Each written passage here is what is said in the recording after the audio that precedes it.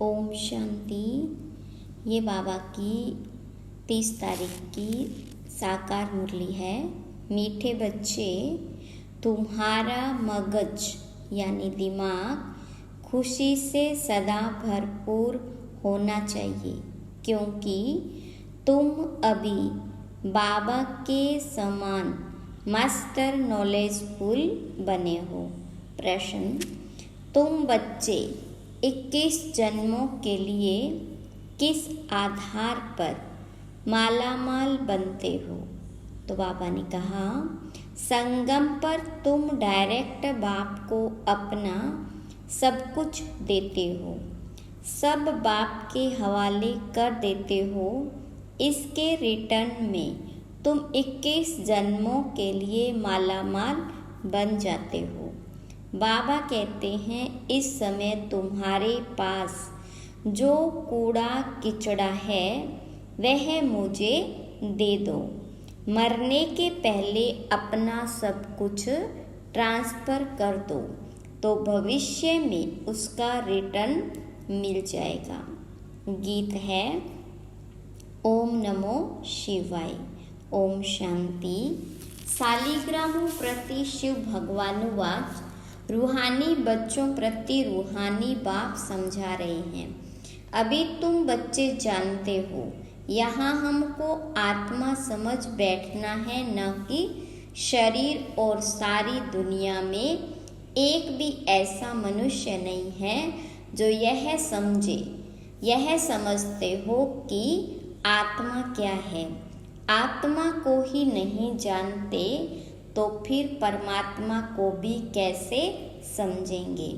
बाबा द्वारा ही आत्मा की समझानी मिलती है। आत्मा और परमात्मा को ही नहीं जानते, इसलिए ही मनुष्य दुखी हैं।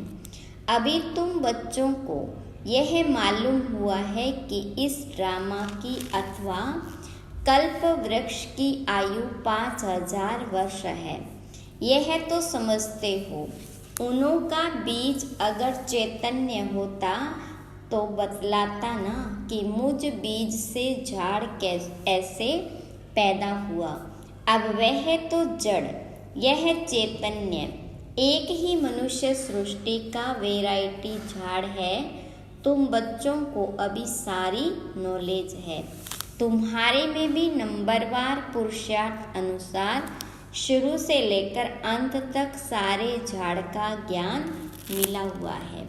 जैसे बीज में सारे झाड़ का ज्ञान होता है, यह बाप है। चैतन्य बीज रूप गाते भी हैं। परमपिता परमात्मा सच्चित आनंद स्वरूप निराकार की महिमा गाई जाती है। उनकी महिमा सबसे बिल्कुल ही न्यारी है। मनुष्य तो कुछ भी नहीं जानते। फल देवताओं को यह वर्षा यहाँ से ही मिलता है, परंतु उनको भी वहाँ यह ज्ञान नहीं रहता। वंडरफुल बात है ना। यहाँ अभी तुमको सारा ज्ञान मिलता है। बुद्धि में नॉलेज है। यह सृष्टि चक्र कैसे फिरता है। बाबा आकर के नई राजधानी स्थापन करते हैं। तुम इस ड्रामा के एक्टर्स हो। सिर्फ तुमको ही ड्रामा के आदि मध्य अंत, रचता और रचना का ज्ञान है, और किसको है नहीं। न शूद्र वर्ण को यह ज्ञान है, न देवता वर्ण को यह ज्ञान है। कोई सुनेंगे तो वंडर खाएंगे। मनुष्य कहते हैं, यह त्योहार आदि जो मनाते हैं वह परंपरा से चले आए हैं, परंतु बाबा समझाते हैं, सतयुग में तो यह होते ही नहीं। त्योहारों को कोई जानते ही नहीं। अभी तो कहते हैं ना, यह दशहरा, दीपावली आदि त्योहार आने हैं। वहाँ तो यह कुछ भी याद नहीं रहता। एकदम निश्चिंत हो राज्य करते रहेंगे। अभी यहाँ तुम्हारी बुद्धि का ताला खुला हुआ है। तुम एक्टर्स हो। इस ड्रामा के क्रिएटर, डायरेक्टर, मुख्य एक्टर, एजुकेशन आदि को जानते हो। यह नॉलेज किसकी बुद्धि में रहेगी, उनको अपार खुशी रहेगी। गॉड फादर को ही नॉलेजफुल ज्ञान सागर कहा जाता है। कौन सी नॉलेज? सिवाय तुम्हारे यह कोई भी समझ न सके। गॉड को ही नॉलेजफुल वर्ल्ड ऑलमाइटी अथॉरिटी कहा जाता है। तो नॉलेज किसकी है? सभी वेदों, शास्त्रों, ग्रंथों, सृष्टि के आदि मध्य अंत की। शास्त्रों में यह ज्ञान नहीं है, वह है ही भक्ति मार्ग के शास्त्र। सिर्फ पूजा करते रहो, बाकी रचयिता और रचना की नॉलेज कुछ भी नहीं है। तब तो ऋषि मुनि आदि भी कहते थे कि हम रचता और रचना को नहीं जानते। समझाने वाला एक ही बाप है, तो जानेंगे फिर कहाँ से? अभी तुम बाबा द्वारा सुनते हो, फिर यह नॉलेज प्रायलोप हो जाती है। यह नॉलेज सिवाय तुम बच्चों के और कोई नहीं जानते। तुमको कितनी बड़ी नॉलेज मिलती है, तो तुम बच्चों को कितनी खुशी होनी चाहिए। वह लोग डॉक्टरी आदि पढ़ने के लिए, सीखने के लिए विलायत में जाते हैं। तुमको तो यहाँ ऐसा बनाते हैं जो वहाँ यह डॉक्टर आदि होते ही नहीं। बेहद का बाप जो नॉलेजफुल है, उन द्वारा हम सब कुछ जान जाते हैं। उनकी हम संतान है, तो ज्ञान से दिमाग कितना भरपूर रहना चाहिए, कितनी खुशी होनी चाहिए। ऐसी कोई चीज़ नहीं जिसको हम न जानते हो। वह लोग जो कुछ पढ़ते हैं वह तो कुछ नहीं है। भक्ति मार्ग के शास्त्र आदि कितने पढ़ते हैं, परंतु यह तो कोई नहीं जानते कि यह सृष्टि चक्र कैसे फिरता है। तुम बच्चे अभी मास्टर नॉलेजफुल बनते हो। नटशेल में तो सब जान चुके हो, बाकी सिर्फ आत्मा जो तमो प्रधान है, उनको सतो प्रधान बनाना है। कोई है जो तमो प्रधान से तमो बने होंगे, कोई तमो से रजो बने होंगे, कोई रजो से सतो बने होंगे। सतो प्रधान नहीं कहेंगे। सतो प्रधान जब बन जाएंगे तो नंबरवार पुरुषार्थ अनुसार कर्मातीत अवस्था आ जाएगी। फिर तो नई दुनिया चाहिए राजाई के लिए। इसलिए पुरानी दुनिया का विनाश होता है। जब यह यज्ञ पूरा होगा तो सारी पुरानी दुनिया की आहुति पड़ेगी। यह पढ़ाई पूरी हो जाएगी, फिर नंबरवार पुरुषार्थ अनुसार कर्मातीत अवस्था को चक्र लगे। जैसे वह भी इम्तिहान पास कर फिर ट्रांसफर हो जाते हैं, तुम भी मृत्यु लोक से ट्रांसफर हो अमर लोक में चले जाएंगे। हम अमर लोक में थे, फिर 84 जन्म लेते लेते मृत्यु लोक में आ गए हैं। तुम कहते हो अभी हम पढ़ रहे हैं, फिर अमर लोक में जाकर देवी देवता बनेंगे। बाबा ही मनुष्य से देवता बनाते हैं। पतितों को पावन देवी देवता कौन बनाएगा? देवता तो यहाँ कोई है नहीं जो देवी देवता बनावे। लक्ष्मी नारायण चाहिए ना, वह तो यहाँ होते नहीं। तुम बच्चे जानते हो, इस समय बाबा ही आकर पढ़ाते हैं, स्वर्ग का राज्य भाग्य देते हैं। स्वर्ग था लक्ष्मी नारायण का राज्य था ना। इन्हों की यह राजाई किसने स्थापन की? हेवनली गॉड फादर ने ही पैराडाइज सत्युग राज्य स्थापन किया। यहाँ देवी देवता राज्य करते थे, वहाँ दूसरा कोई खंड था नहीं, एक ही भारत था। तुम्हारी बुद्धि में है, हम जब राज्य करेंगे तो दूसरा कोई नहीं होगा। तुम्हारी बुद्धि में यह सारा झाड़ है, इसका बीज ऊपर में है, वह सत्य है, चैतन्य है। आत्मा भी इम्पेरिसिबल है, बाबा भी इम्पेरिसिबल है। जो बाबा में ज्ञान है वह तुमको सुनाते हैं। सारा झाड़ खड़ा है, बाबा ऊपर में है। इस समय मनुष्य तमो प्रधान कांटे हैं। झाड़ पुराना होने से जैसे सूख जाता है, इसलिए इनको कहा जाता है कांटों का जंगल। वहाँ होता है फूलों का बगीचा, बागवान भी है। किसको खेवैया, किसको बागवान, किसको माली कहते हैं। बाबा है खेवैया, तुम भी बोट चलाना सीख रहे हो। हरेक की नैया बहुत पुरानी हो गई है। नैया आत्मा और शरीर दोनों की बनी हुई है। गाते भी हैं नैया मेरी पार लगाओ। अब नैया भी पुरानी तो शरीर भी पुराना, अब पार कैसे हो और कहाँ जावे। तुम जानते हो पार किसको कहा जाता है। मुक्तिधाम, जीवन मुक्तिधाम क्या चीज़ है। बरोबर बाबा अभी पार ले जाते हैं दुख धाम से सुख धाम, अथवा विष सागर से क्षीर सागर में ले जाते हैं। वह सिर्फ गाते हैं नैया मेरी पार लगाओ। बागवान आओ, कांटों को फूल बनाओ। तुम भी पहले नहीं जानते थे। अभी मूल वतन, सूक्ष्म वतन, सतयुग से लेकर कलयुग तक सब राज को जान गए हो। जो जानते हैं वही सुनाते हैं। अंदर ज्ञान टपकता रहे तो सदैव खुशी में रहेंगे। कोई चिंता की बात ही नहीं रहती। फिक्र से फारिग हो जाते हो। तुम जानते हो बाबा हमको ले जाते हैं। अब हम बाबा जैसे बन रहे हैं। बच्चा बाप समान बनता है ना। बाबा नॉलेजफुल है, तुमको भी नॉलेजफुल बनाया है। आत्माओं का कनेक्शन है ही परमात्मा बाप से। आत्मा कहती है जो बाबा में नॉलेज है वह हम आत्माओं को दे रहे हैं।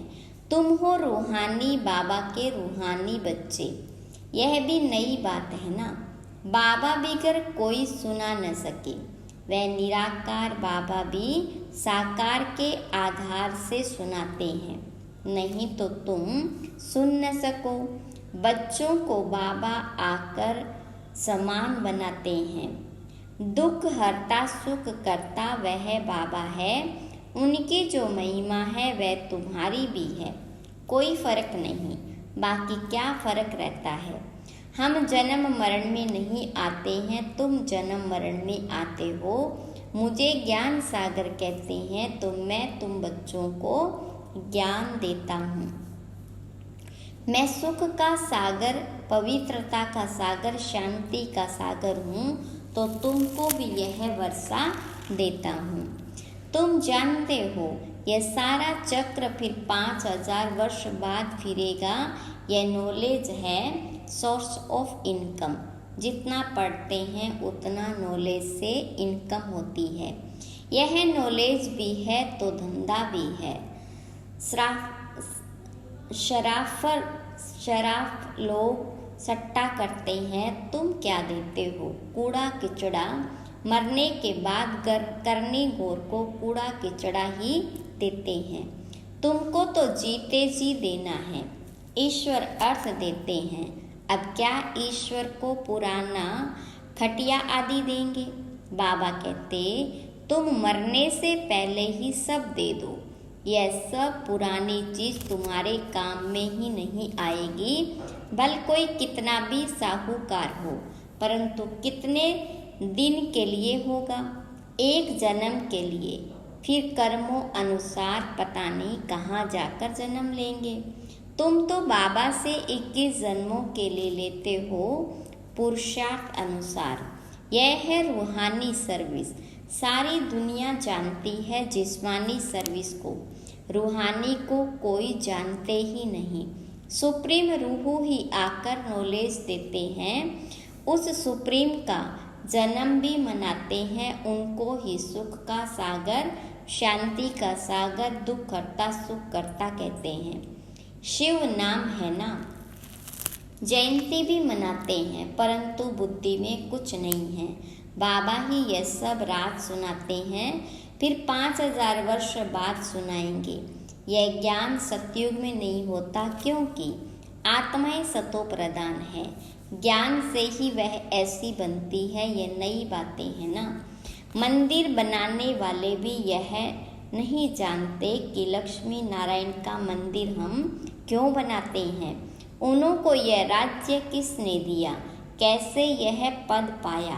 कहते हैं ना, कर्मों का फल है।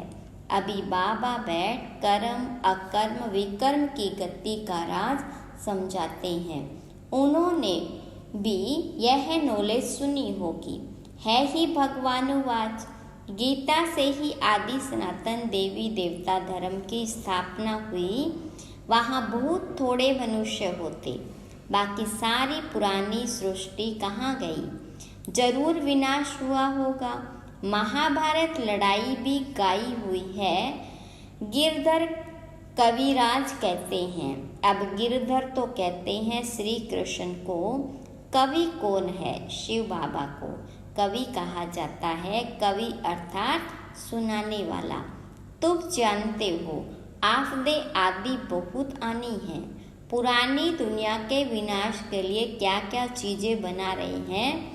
यह वही महाभारत लड़ाई है, जबकि भगवान ने आकर रुद्र ज्ञान यज्ञ रचा है। भगवान यज्ञ किस लिए रचते हैं? यज्ञ रचा ही जाता है सुख शांति के लिए। बाबा सभी का दुख हरता सुख करता है, तो इस ज्ञान यज्ञ में सारी पुरानी सृष्टि स्वाहा हो जाएगी। तुम जानते हो हम ब्राह्मण यज्ञ के सर्वेंट हैं। हम ब्राह्मण ब्रह्मा के बच्चे मुख वंशावली हैं, तो बाबा जो मुख से कहे वह मानना पड़े। श्री श्री की श्रेष्ठ मत से ही हम श्रेष्ठ बन रुद्र की माला का दाना बनेंगे। सिजरा बनाते हैं। वासवानी सिजरा, कृपलानी सिजरा तो ऊपर में है शिव बाबा, उनका है निराकारी सिजरा। निराकारी सिजरा वह फिर साकारी सिजरा होता है। पहले नंबर में है प्रजापिता, तो वह हुआ जिस्मानी और वह रूहानी। रूहानी बाबा आकर प्रजापिता ब्रह्मा द्वारा रचना रचते हैं। उनको बुलाते ही हैं, हे पतित पावन आओ। पुरानी पतित दुनिया को पावन बनाने आओ। नई नहीं बनाते। प्रलय होती नहीं तो यह वर्ल्ड की हिस्ट्री ज्योग्राफी रिपीट होती है। 84 का चक्र फिर से शुरू होता है। बेहद के बाबा से बेहद की नॉलेज मिलती है। बेहद का वर्षा मिलता है। बेहद के बाप को सब याद करते हैं। हे भगवान कहते हैं ना, हे ईश्वर, हे प्रभु कहने से कोई चित्र याद नहीं आता, निराकार याद आता है। कहते भी हैं कि भगवान को याद करो, फादर है ना। हम सब हैं ब्रदर्स आत्माओं के लिए। कहते हैं सब ब्रदर्स हैं, सब पुकारते हैं, हे पतित पावन दुख हरता सुख करता है लिबरेटर आओ, हमको गाइड करो। घर भूल गया है याद है, परंतु हम जा नहीं सकते। योग लगाने से जैसे घृत पड़ता जाता है। आत्मा अविनाशी है ना, तो आत्मा की ज्योति सारी उझाई नहीं जाती। तो अब योग बल का घृत डालना है सदैव के लिए, फिर दीप माला सोजरा हो जाएगा। दीप माला अर्थात घर घर में सोजरा। तो दीप माला कहाँ होंगी? सतयुग में, यहाँ नहीं। यह सब राज तुम समझते हो, तुम्हारे पास ब्लाइंड फेथ नहीं है। अच्छा, मीठे मीठे सीखिलते बच्चों प्रति माता पिता बाप दादा का याद प्यार और गुड मॉर्निंग। रूहानी बाप की रूहानी बच्चों को नमस्ते। रूहानी बच्चों की रूहानी बाप दादा को याद प्यार गुड मॉर्निंग और नमस्ते। धारणा के लिए मुख्य सार, पहली पॉइंट, चिंताओं से फ्री होने के लिए बाप समान नॉलेजफुल बनना है। बुद्धि में सदा ज्ञान का सिमरण करते रहना है। दूसरी पॉइंट, रूहानी सर्विस कर अपनी प्रारब्ध बनानी है। पुराना सब कुछ ट्रांसफर कर देना है। वरदान, सर्व प्रति शुभ कल्याण की भावना रख, परिवर्तन करने वाले बेहद सेवाधारी भव। मेजॉरिटी बच्चे बाप दादा के आगे अपनी यह आश रखते हैं कि हमारा फलाना संबंधी बदल जाए, घर वाले साथी बन जाए, लेकिन सिर्फ उन आत्माओं को अपना समझ यह आश रखते हो तो हद की दीवार के कारण आपकी शुभ कल्याण की भावना उन आत्माओं तक पहुँचती नहीं। बेहद के सेवाधारी सर्व प्रति आत्मिक भाव व बेहद की आत्मिक दृष्टि भाई भाई के संबंध की वृत्ति से शुभ भावना रखते हैं तो उसका फल अवश्य प्राप्त होता है। यही मनसा सेवा की यथार्थ विधि है। स्लोगन, ज्ञान रूपी बाणों को बुद्धि रूपी तर्कश में भरकर माया को ललकारने वाले ही महावीर योद्धे हैं। ओम शांति।